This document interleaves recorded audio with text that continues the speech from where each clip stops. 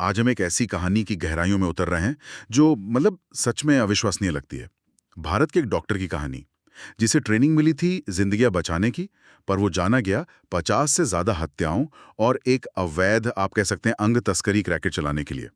सूत्रों के मुताबिक दुनिया उसे जाने लगी डॉक्टर डेथ के नाम से। उफ, ये सोचना भी भयानक है।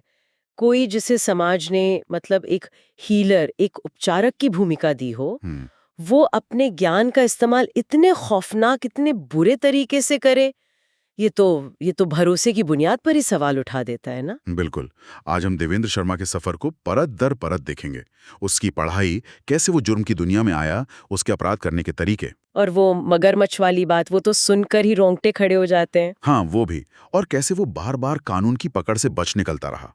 तो चलिए, इस उलझी हुई कहानी को थोड़ा सुलझाने की कोशिश करते हैं। और हाँ, ये भी समझने की कोशिश करेंगे कि ये पूरा मामला हमारे सिस्टम, हमारे इंसाफ और, जैसा मैंने कहा, इंसानी भरोसे के बारे में कितने बड़े और मुश्किल सवाल खड़े करता है। ये सिर्फ एक आदमी की कहानी नहीं है। सही कहा। तो देवेंद्र शर्मा का जन्म हुआ 1958 में उत्तर प्रदेश के अलीगढ़ जिले के पास एक गांव में। महत्वाकांक्षी था, पढ़ने की इच्छा थी। हाँ। बेहतर पढ़ाई के लिए वो बुलंदशहर चला गया अपनी बहन के पास, और वहां उसने आयुर्वेद पढ़ने का फैसला किया। आयुर्वेद, हाँ। जीवन का विज्ञान भारत की बहुत पुरानी, बहुत सम्मानित चिकित्सा पद्धति है। ये जड़ी बूटियों, प्राकृतिक तरीकों पर आधारित है। जो आजकल की एलोपैथिक दवा है, उससे काफी अलग। हम्म। और BAMS यानी bachelor of Ayurvedic medicine and surgery, इसकी डिग्री से आप एक लाइसेंस प्राप्त आयुर्वेदिक डॉक्टर बन जाते हैं। तो 1984 में शर्मा ने पटना विश्वविद्यालय से बीएमएस की डिग्री ली और फिर राजस्थान के बांदीकुई कस्बे में अपना क्लिनिक खोला। नाम रखा जनता क्लिनिक। करीब 10 साल, हाँ, 1984 से 1994 तक उसने वहां ठीक ठाक प्रैक्टिस की, मरीजों का इलाज किया। उस समय तो लगता है सब सामान्य ही था। 10 साल एक सामान्य डॉक्टर की तरह। हाँ, लेकिन फिर 1994 में एक बड़ा मोड़ आया। उसने अपनी सारी जमा पूंजी, जो करीब 11 लाख रुपए थी। 11 लाख उस वक्त तो ये बहुत बड़ी रकम थी। हाँ, बहुत बड़ी। वो उसने एक गैस सिलेंडर डीलरशिप के बिजनेस में लगा दी। लेकिन वो एक धोखा निकला, एक स्कैम। रातों रात उसका सारा पैसा डूब गया। ओह, ये तो बहुत बड़ा झटका रहा होगा। बिल्कुल। उसने अपना क्लिनिक बंद कर दिया और फिर गुस्से और शायद अपमान के एहसास के साथ अलीगढ़ लौट आया। दिमाग में बस एक ही चीज थी, अपना पैसा वापस पाना है। यहीं से सब कुछ बदल गया। ये सोचने वाली बात है ना, कि कैसे एक बड़ा फाइनेंशियल लॉस किसी इंसान को इतने अंधेरे रास्ते पर धकेल सकता है। क्या ये सिर्फ सिर्फ पैसे का लालच था जो बाद में और बढ़ गया, या फिर वो अपमान, वो बेइज्जती का बदला लेने की भावना थी? शायद दोनों का कुछ घालमेल रहा होगा। हो सकता है। तो 1995 में उसने अपना खोया पैसा वापस पाने के लिए रास्ता चुना, एक अवैध किडनी ट्रांसप्लांट रैकेट। डॉक्टर होते हुए ये करना, नेटवर्क बनाना आसान रहा होगा उसके लिए। हाँ, शायद। सुनने में आया कि डॉक्टर अमित नाम का एक और डॉक्टर भी इस काम में उसकी मदद करता था। हर अवैध ट्रांसप्लांट के लिए शर्मा 5 से 7 लाख रुपए लेता था। वो इसे टोकन मनी कहता था। Token money. हाँ, और बहुत जल्द उसने अपना डूबा हुआ पैसा वापस कमा लिया। लेकिन अब बात सिर्फ पैसे की वापसी तक नहीं रुकी। लालच बढ़ता गया। यही होता है अक्सर।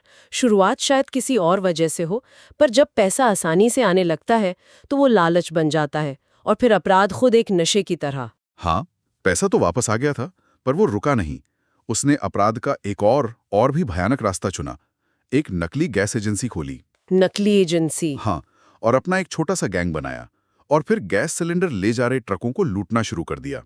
उनका तरीका बड़ा सेट था। अलीगढ़ के आसपास 30-40 मील के दायरे में सुनसान सड़कें चुनते, रात में ट्रक पर हमला करते, ड्राइवर को काबू में करते और सिलेंडर लूट लेते। सिलेंडर लूटते और अपनी नकली एजेंसी के जरिए बेच देते। लेकिन कहानी यहीं खत्म नहीं होती थी। वो ट्रक ड्राइवरों की हत्या कर देते थे। हत्या? लूट के साथ हत्या भी? हाँ, और ये और भी ज्यादा भयानक हो जाता है।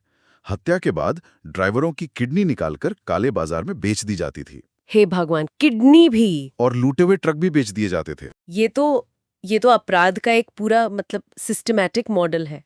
पैसा कमाने के 3 रास्ते: सिलेंडर, ट्रक और इंसानी अंग। लेकिन तीनों का अंत एक ही भयानक नतीजे पर: हत्या। ये सिर्फ लूटपाट नहीं थी, ये तो एक पूरी आपराधिक इंडस्ट्री बन गई थी। हद है। बिल्कुल। अब हत्या के बाद जाहिर है लाशों को ठिकाने लगाने की चुनौती थी।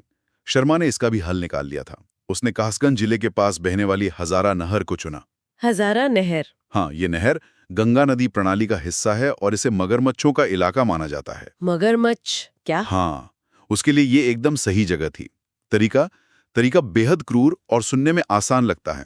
हत्या के बाद किडनी निकालना और लाश को नहर में फेंक देना। और मगरमच्छ? नहर के मगरमच्छ बाकी काम कर देते थे, मतलब सारे सबूत मिटा देते थे। रुकिए, मगरमच्छ, ये तो कल्पना से भी परे है, लाशों को इस तरह ठिकाने लगाना।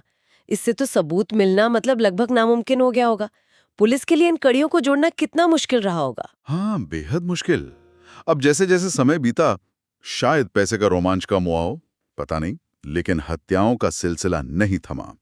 शर्मा ने अब एक नए तरह के शिकार को निशाना बनाना शुरू किया, टैक्सी ड्राइवर। Taxi driver? अच्छा। हाँ, ये बात है 1990s के दशक के अंत और 2000 के दशक की शुरुआत की। तब आजकल की तरह ये राइड शेयरिंग ऐप वगैरह तो थे नहीं। हाँ, वो दौर अलग था। टैक्सियां या तो रेलवे स्टेशन, बस स्टैंड के पास फिक्स्ड स्टैंड से मिलती थीं या फिर ट्रैवल एजेंसी से बुक होती थीं। ड्राइवर अक्सर अकेले होते थे, अनजान मुसाफिरों के साथ लंबी सुनसान सड़कों पर जाते थे। कोई जीपीएस नहीं, कोई डिजिटल रिकॉर्ड नहीं, वो वाकई आसान निशाना बन जाते थे। शर्मा का तरीका अब भी लगभग वही था। वो दिल्ली या गुड़गांव जैसे बड़े शहरों में जाता, किसी फर्जी नाम से टैक्सी बुक करता, मंजिल बताता हजारा नहर के पास का कोई सुनसान इलाका, और फिर सही मौका देखकर वो ड्राइवर को गाड़ी रोकने के लिए कहता, और फिर वही होता था, ड्राइवर की हत्या और लाश नहर में मगरमच्छों के हवाले, और लूटी हुई कार काले बाजार में कुछ $100 के बराबर कीमत पर बेच दी जाती थी। हर बार यही तरीका? कितनी बार किया होगा उसने ऐसा? ये खौफनाक सिलसिला चला 2004 तक। सूत्रों के अनुसार तब तक शर्मा 125 से ज्यादा अवैध किडनी ट्रांसप्लांट कर चुका था और पुलिस के सामने उसने 50 से ज्यादा हत्याएं कबूल की। 50 से ज्यादा? हाँ, ये वो बेबस टैक्सी ड्राइवर थे जिनके नाम शायद ही कभी खबरों में आए, जिनके परिवार शायद आज भी। खैर, 2004 में जब उसे आखिरकार गिरफ्तार किया गया, पुलिस का शुरुआती अनुमान था कि उसने करीब 21 हत्याएं की हैं, लेकिन पूछताछ के दौरान वो एकदम शांत था, जिससे उसे कोई फर्क ही न पड़ रहा हो। क्या कहा उसने? उसने पुलिस से कहा, मुझे 50 तक तो याद हैं, उसके बाद मैंने गिनना बंद कर दिया। क्या? गिनना बंद कर दिया? हे भगवान, ये बयान सुनकर तो रोंगटे खड़े हो जाते हैं। ये सिर्फ अपराध की संख्या नहीं बताता, ये उस आदमी की मानसिकता, उसकी संवेदनहीनता को दिखाता है। ये तो इंसानियत के पतन का चरम है। इसी बयान के बाद प्रेस ने उसे नाम दिया डॉक्टर डेथ। बिल्कुल सही नाम दिया। इसके बाद कानूनी प्रक्रिया चली। अदालतों ने देवेंद्र शर्मा को कई मामलों में आजीवन कारावास की सजा सुनाई और कम से कम एक मामले में मौत की सजा भी। उसे राजस्थान की जयपुर सेंट्रल जेल में रखा गया। लगा कि चलो अब डॉक्टर डेथ की कहानी खत्म हुई। लेकिन ऐसा हुआ नहीं है ना? नहीं, कहानी में अभी और भी मोड़ बाकी थे। 2020 में जेल में अच्छे व्यवहार का हवाला देते हुए शर्मा को 20 दिन की पैरोल मिल गई। पैरोल? इतने गंभीर अपराधों के बाद? अच्छा, पैरोल होती क्या है भारत में? हाँ, ये कई देशों की कानूनी व्यवस्था का हिस्सा है। कैदी को सजा के दौरान कुछ समय के लिए जेल से बाहर निगरानी में रिहा करने की प्रक्रिया। भारत में नियम है कि पैरोल पर छूटे व्यक्ति को नियमित तौर पर पास के पुलिस स्टेशन में हाजिरी लगानी होती है। और अगर ना लगाए तो? अगर वो ऐसा नहीं करता तो पैरोल रद्द हो जाती है और उसे भगोड़ा घोषित कर दिया जाता है। तो शर्मा ने क्या किया? ये देवेंद्र शर्मा पैरोल पर बाहर आते ही गायब हो गया? गायब हो गया। जिसकी उम्मीद थी। हाँ, उसने अपना हुलिया बदला, दिल्ली चला गया और वहां महीनों तक एक प्रॉपर्टी डीलर बनकर छिपा रहा। आखिरकार पुलिस ने उसे फिर से ढूंढ निकाला और उसे तिहाड़ जेल भेज दिया गया, भारत की सबसे सुरक्षित जेलों में से एक। चलो, पकड़ा तो गया। लेकिन वो फिर भागा। क्या? तिहाड़ से या फिर? नहीं, तिहाड़ से नहीं। बात यह है कि पकड़े जाने के बावजूद 2023 में उसे फिर से पैरोल दे दी गई। फिर से पैरोल? ये कैसे हो सकता है? मतलब एक बार भागा, पकड़ा गया और फिर पैरोल? किस आधार पर? हाँ, इस बार 2 महीने के लिए। और जैसा कि शायद उम्मीद थी, बाहर आते ही वो एक बार फिर गायब हो गया। ये तो अविश्वसनीय है। ये हमारे सिस्टम पे बहुत बहुत गंभीर सवाल खड़े करता है। एक आदमी जिसने दर्जनों हत्याएं कबूल की हैं, जिसका भागने का पक्का रिकॉर्ड है, उसे बार बार पैरोल कैसे मिल सकती है? क्या कोई प्रक्रिया की निगरानी नहीं है? ये कौन तय कर रहा था? ये कैसे हो सकता है? वो भी एक बार नहीं, 2 बार। ये तो सरासर लापरवाही है। बिल्कुल। दूसरी बार भागने के बाद लगभग 2 साल तक पुलिस उसकी तलाश में जुटी रही। उत्तर भारत के कई शहरों में, अलीगढ़, जयपुर, दिल्ली, आगरा, प्रयागराज, हर जगह तलाश की गई। फोन टैप हुए, मुखबिर लगे, लेकिन शर्मा का कोई अता पता नहीं। जमीन खा गई या आसमान निगल गया? ऐसा ही लग रहा था। फिर सूत्रों के अनुसार 2025 में पुलिस को एक पक्की टिप मिली। शर्मा जयपुर से करीब 40 मील दूर दौसा जिले के एक गांव में छिपाए। अच्छा, 2 साल बाद? हाँ, जब पुलिस की टीम वहां पहुंची तो उन्हें कोई खूंखार अपराधी जैसा दिखने वाला आदमी नहीं मिला, बल्कि एक साधु जैसा व्यक्ति मिला। उसने अपना नाम बताया था संत दयादास महाराज। संत मतलब भेष बदल लिया पूरी तरह? पूरी तरह। वो गुरु कुटला गांव के पास रह रहा था, पास के रामेश्वर धाम मंदिर से जुड़ा हुआ था।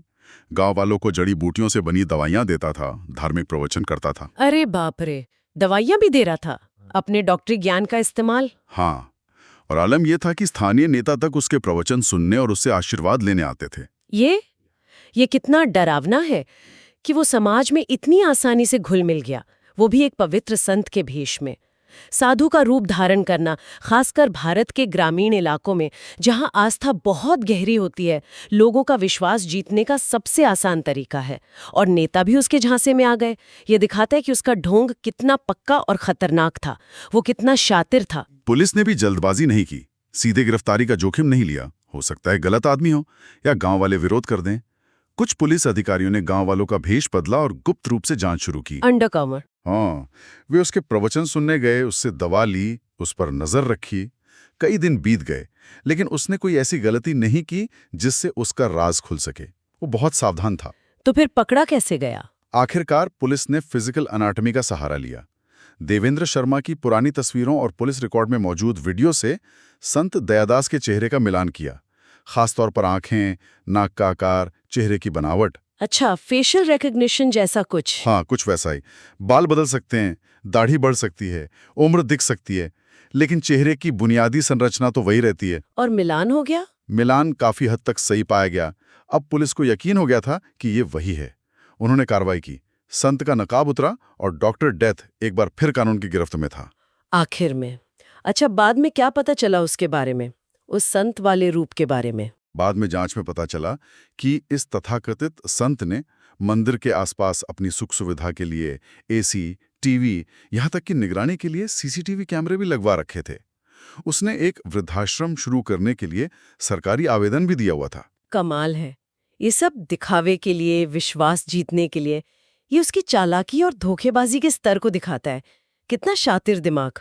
ये पूरी कहानी, जैसा आपने कहा, हमें कई मुश्किल और गंभीर सवालों के सामने लाकर खड़ा कर देती है। सवाल सिर्फ भारत के लिए नहीं, शायद दुनिया भर की न्याय प्रणालियों के लिए है।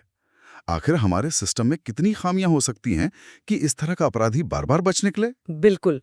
देखिए, पैरोल जैसी व्यवस्था का मकसद होता है सजा पाए इंसान को सुधरने का मौका देना, दया दिखाना और समाज की सुरक्षा के बीच एक संतुलन बनाना। ये एक मुश्किल संतुलन है। लेकिन जब कोई ऐसा व्यक्ति जिसने दर्जनों हत्याएं कबूल की हों, जो पहले भी पैरोल से भाग चुका हो, उसे बार बार पैरोल मिलती है और वो हर बार गायब हो जाता है, तो पूरे सिस्टम पर से भरोसा उड़ जाता है।